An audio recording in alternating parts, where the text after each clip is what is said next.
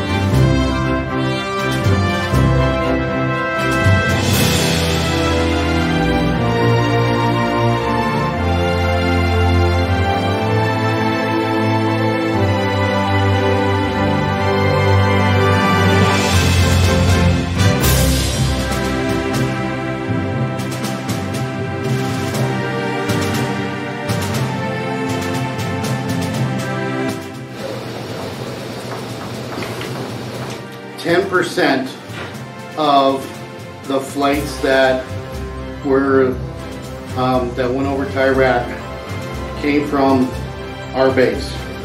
We had, and they call them training missions, but they actually weren't training missions.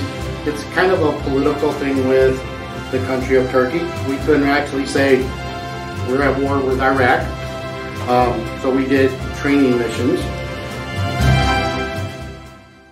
And during those training missions, some of the airplanes came back with damage.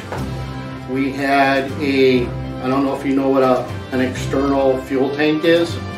On that airplane, it actually fell off and skidded across the runway and into a field, which was kind of scary because sometimes they blow up. So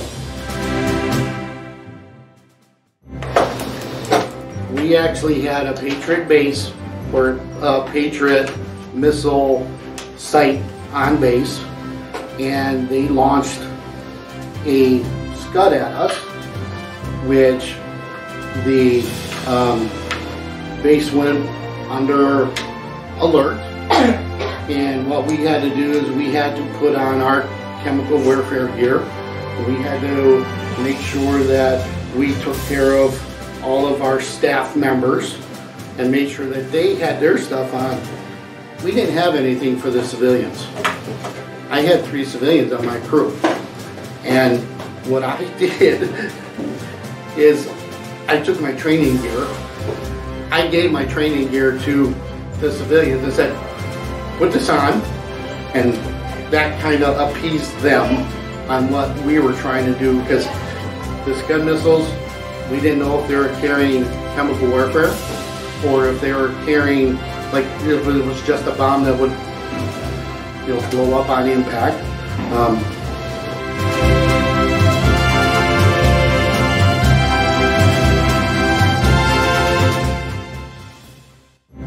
So even though we weren't in Iraq, we still had to deal with some issues like that Scud missile coming at us. Luckily, we had a Patriot site on there, and the gentleman that actually ran that unit stayed with us at our house. So we kind of knew what was going on, when it was going on, and how it was going on.